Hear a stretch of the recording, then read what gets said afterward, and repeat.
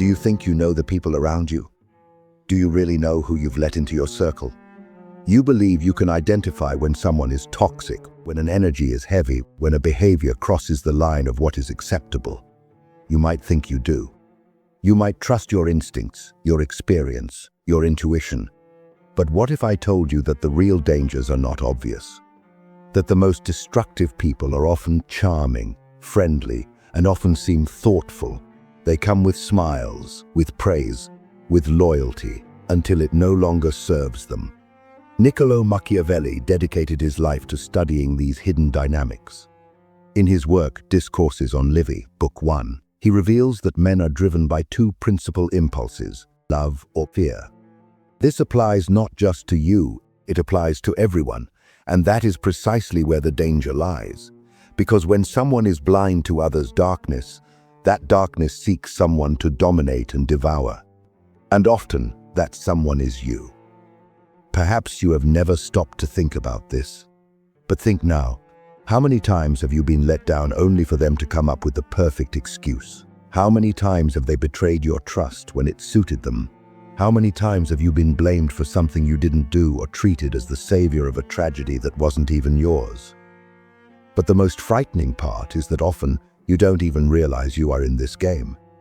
You think you are helping, that you are being empathetic, that you are being mature. Meanwhile, you are sinking into a playing field that is not yours, trying to resolve conflicts that are not yours, being manipulated by dynamics that were not created by you but now control you. And it's not just about manipulation. Machiavelli made it clear. The greatest dangers do not come from overt actions of others, but from subtle and covert ones. Perhaps you are going through exactly this right now, in a relationship, in a friendship, in a work environment, even within your own family. And perhaps you are blaming yourself, trying to understand what is wrong with you. The answer is nothing. But there is something deeply wrong with the way you are being used as a vessel for someone else's self-interest.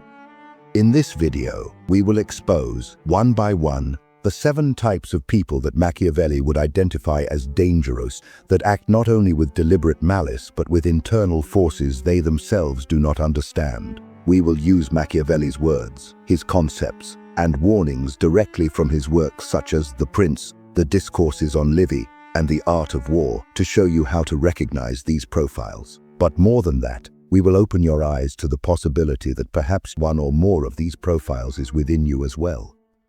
Are you ready? Then take a deep breath and move forward. But be warned, after hearing this, you will no longer be able to look at people the same way. Imagine living with someone who praises every move you make, who makes you feel brilliant for decisions you never truly thought through. At first, they seem kind, supportive, and loyal. But over time, you realize you are being addicted to their praise and validation. Machiavelli said, there is no other way of guarding oneself against flattery than by letting men understand that they will not offend you by speaking the truth. And often, this flattery has a name, a face, and shares the table with you. The flatterer is someone dominated by cunning plans. Instead of looking to do the work themselves, they aim at you and turn you into a vessel that facilitates their self-interest. This type of person lives in a state of subtle manipulation. According to Machiavelli, seeking approval is an inevitable function of human nature, but if unrecognized, it becomes destructive. In The Prince, he states that flattery causes a kind of political blindness, a prison where the other ceases to be seen as they are and becomes used as a symbol of what is desired in us. This is exactly what the flatterer does. They do not see you as you wish to be seen. They see you as a means to their coveted end. These people often position themselves as admirers. When they feel success, it's because you inspired it. When they are pleased, it's because you delivered. When they feel confident, it's because you are superior. And thus, manipulation occurs without a shout being heard, without a direct request being made. Often these people are charming. They have charisma, sensitivity, an aura of admiring intensity. This creates a trap because you think you can trust them, rely on them, understand them better than others. But what you are doing, in practice, is sacrificing your critical judgment, trying to accept someone who is using you for their own benefit. And the more you try, the more you sink. Machiavelli warns us that these patterns of validation are especially dangerous because they place us in a symbolic role. Genius, leader, visionary, mentor, and living in a symbolic bond is living in an illusion. You cease to be seen as a subject and are treated as a distorted reflection of the other's lies. The only way to protect yourself from a flatterer is to develop awareness, recognize the patterns, cut the invisible threads that connect you to this person's emotional narrative. And most importantly, constantly ask yourself, is what I am hearing truly earned, or has it been induced? Because the flatterer does not invade your life violently. They enter through the gap of your desire for affirmation. And once you recognize this pattern, the next step is to understand how it disguises itself even more deeply with the profile of the fickle opportunist, the one who not only flatters but lives in order to appear as something they are not. In the next section, we will explore this profile and how it represents one of the dangers pointed out by Machiavelli. Not all human dangers reveal themselves in overt aggression. Sometimes they emerge from what seems like a strategic alliance. We exist in an age of utility, where connection is less about shared purpose than about perceived benefit. And this, for our social fabric, is a profound challenge. In itself, seeking advantage isn't inherently flawed. We all do it. It allows us to navigate social systems, to be a colleague, client, mentor, protege, and the like. The problem begins when someone believes they are only that, when the pursuit of gain adheres to their essence, and everything that is spontaneous, vulnerable, and authentic is locked away in the shadows of their interactions. The fickle opportunist is the master of calculated engagement. They say what others want to hear. They behave in the expedient way. They avoid criticizing at all costs. But behind the facade of amiability, there is a hollow core. For those who engage with this type of person, the impact is insidious. You feel that something is missing, but you can't quite articulate it. There is a lack of spontaneity, of truth, of depth in the relationships. Everything seems transactional, and worse, the opportunist projects this demand for utility onto you as well. They expect you to perform, to produce, to align with their agenda. If you express something outside the expected, be it an unexpected setback, a personal struggle, or a genuine need, they withdraw, become uncomfortable, and disengage. Living with someone like this can lead you to doubt your own instincts. You start to censor yourself, to hide parts of yourself that don't fit the advantageous narrative.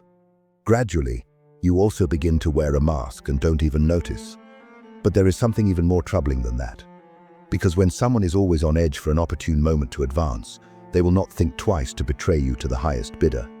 The only way to protect yourself from the fickle opportunist is to immediately cut any contact with them once you notice the patterns. There is no remedy for this type. Continue being friends with them at your own peril. In the next section, we will talk about those Machiavelli despised out of all, the cowards. Individuals who spread fear among the masses, constantly complain about safety, and hinder progress through sheer cowardice.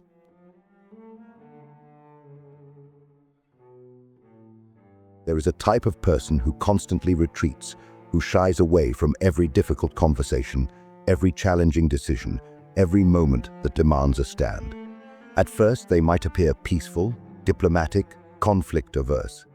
But over time, you realize you are shouldering burdens where you are already at a disadvantage. This is the case of the coward. Someone unaware of their own deeply rooted fears but projects their inaction onto others as a form of psychic self-preservation. The coward is someone dominated by unintegrated anxieties, unprocessed insecurities, a profound aversion to confrontation. Instead of confronting their own fears, they deflect and turn you into a repository for their internal avoidance. This type of person lives in a state of chronic deflection. According to Machiavellian principles, while self-preservation is a vital aspect of human nature, if it devolves into timidity, it becomes destructive. When faced with even minor adversity, the coward's default is to escape, to diminish, or to simply not act. This causes a kind of practical paralysis where the other ceases to be seen as a collaborator and becomes used as a shield against what is hidden within themselves. These individuals often position themselves as the harmless observer, Everything that goes wrong is due to external circumstances, never their lack of engagement. When they fail to defend a principle, it's because it wasn't their place. When they disappoint someone, it's because they didn't want to cause trouble. When they appear weak, it's because they are being pragmatic. This distortion is so subtle that you start to question yourself. Should I have been more understanding? Was I too pushy? Am I too demanding? And thus, the evasion occurs without a direct refusal being uttered, without a clear challenge being met. But it gets darker. Often these individuals possess a veneer of agreeableness. They might seem easygoing, flexible, an aura of calm detachment. This creates a trap because you think you can rely on them, trust their neutrality, understand their perspective better than others. But what you are doing, in practice, is sacrificing your own agency, trying to empower someone who refuses to claim their own. And the more you try, the more you are left holding the bag. The patterns of avoidance are especially dangerous because they place us in a symbolic role, the one who takes the blame, the one who takes the lead, the one who takes the fall anything but who we really are. And living in a symbolic bond is living in an illusion. You cease to be seen as a subject and are treated as a convenient escape route for the other's unaddressed fears. The only way to protect yourself from a coward is to become attuned to patterns of retreat. Cut the invisible threads that connect you to this person's narrative of helplessness.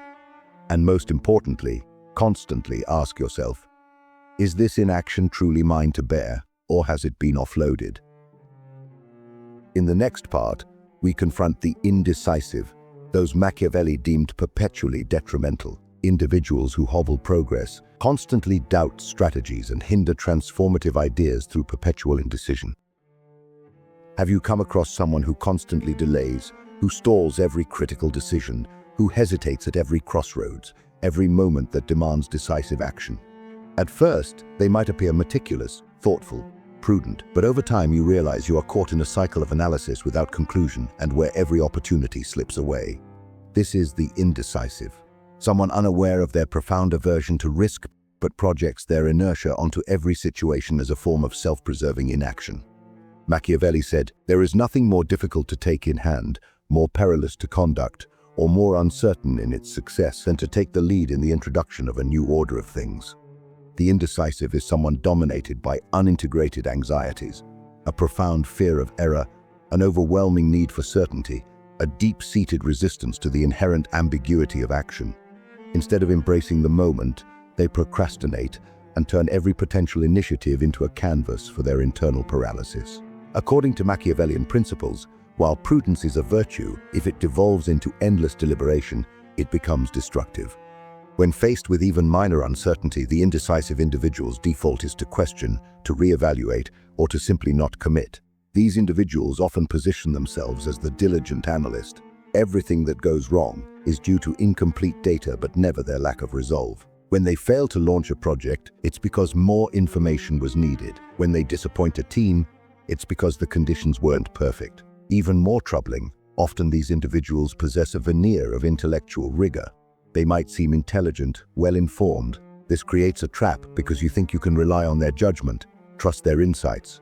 But what you are doing in practice is sacrificing your own momentum trying to gain consensus from someone who refuses to embrace the necessary risks of leadership. And the more you wait, the more you are left trailing behind. The only way to protect yourself from the indecisive is to gain insight. Recognize their patterns of endless questioning. Cut the invisible threads that connect you to this person's narrative of strategic stagnation. And most importantly, constantly ask yourself, is this paralysis truly based on objective unknowns, or has it been induced by their inner fear of action?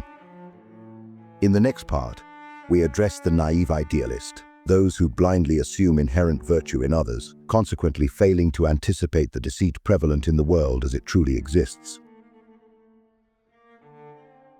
Imagine encountering someone who always expects the best, who trusts without question, who believes in inherent goodness, even when confronted with clear evidence to the contrary. At first, they might seem pure, inspiring, a breath of fresh air. But over time you realize you are caught in a web of vulnerability. This is the naive idealist, someone unaware of their profound misjudgment of human nature, but projects their virtuous expectations onto a world that operates by different rules. Machiavelli said, A man who wishes to act entirely virtuously soon comes to ruin among so many who are not virtuous. The naive idealist lives in a state of chronic strategic vulnerability. According to Machiavellian principles, while virtue might be admirable, if it devolves into blindness, it becomes destructive.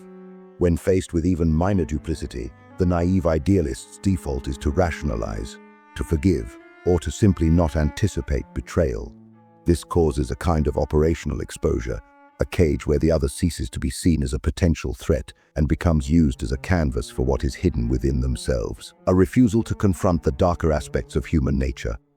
This is exactly what the naive idealist does. They do not see the world as it is. They see a reflection of their own goodness and react to it as if it were universally shared. These individuals often position themselves as the moral compass. Everything that goes wrong is due to misunderstanding, never malice. When they are cheated, it's because there was a miscommunication. When they are exploited, it's because the other person must have been confused. When they appear foolish, it's because they are being honest. What's worse, often these individuals possess a veneer of unshakable optimism. They might seem genuinely kind, open, an aura of pure intentions. This is dangerous because you think you can rely on their sincerity, trust their motives, understand their perspective better than others. But what you are doing in practice is sacrificing your own security trying to operate under the flawed assumptions of someone who refuses to acknowledge the world's pragmatic realities. And the more you follow their lead, the more you are exposed to unnecessary risks. In the next and final section, we will talk about the disloyal confidant, whom Machiavelli saw as a fatal blind spot. Individuals prone to repeated betrayal, whose treachery can internally devastate one's reputation, strategy, or leadership. They crave leverage. They don't want your trust. They want your confessions. Not to understand you, but to disarm you. They'll listen patiently as you open your soul, nodding with warmth, offering unwavering support, making you believe you finally found someone who understands. But beneath the surface, they're collecting ammunition, not for now, not even for tomorrow, but for the moment you no longer serve their needs. They remember everything you told them in confidence, every insecurity, every trauma, every truth you whispered when you thought you were safe. Because to them, intimacy isn't a bridge, it's a trapdoor. Niccolò Machiavelli said, "A wise prince must avoid such men as he would plague," and often, this plague finds its face, its name, and shares your closest counsel. The disloyal confidant is someone dominated by unintegrated compromises, a subtle erosion of principle, a casual disregard for confidentiality, a profound inability to sustain true fidelity. Instead of upholding their word, they rationalize and turn every shared confidence into a precarious variable in their own shifting calculations. This type of person lives in a state of chronic strategic unreliability. According to Machiavellian principles, while flexibility might be valued, if it devolves into opportunism, it becomes destructive. When faced with even minor pressure or a perceived personal advantage, the disloyal confidant's default is to adjust their stance, to share what was private, or to simply subtly undermine. This is exactly what the disloyal confidant does. They do not see an unbreakable bond, they see a malleable arrangement, and react to it as if its terms are constantly negotiable. More dangerous, often these individuals possess a veneer of personal charm. They might seem genuinely supportive, understanding, and a vibe of trustworthy intimacy. This creates a trap. The only way to protect yourself from a disloyal confidant is to sharpen awareness, recognize their patterns of subtle betrayal, cut the invisible threads that connect you to this person's narrative of conditional allegiance, and most importantly, constantly ask yourself, is this relationship truly as secure as it seems, or has it been compromised by their unexamined self-interest? Perhaps as you listened, you saw faces, remembered names, felt a quiet discomfort rise in your gut. That's not paranoia, that's instinct. And in Machiavellian strategy, instinct is not weakness, it's survival. Because while you hesitate, flatterers smile, opportunists watch, cowards hide, and betrayal sharpens its blade right behind your back. This video was a mirror, a dive into the dynamics that bind us, hurt us, and keep us docile. If you've made it this far, it means you are ready to see, to name, to break free. And this is the first and most powerful form of freedom. It is not about blaming others. It is about stepping out of the hostage position, about reclaiming sovereignty over your own self. Now, I want you to participate.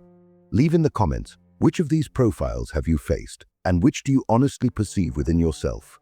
Your comment could be the beginning of awareness, yours and of those who read it. And before you go, an important notice. The next video is also essential. It will take you even deeper into this journey of self-knowledge. So keep watching. You need to see, because the more light we shed on the unconscious, the less it controls us. See you there.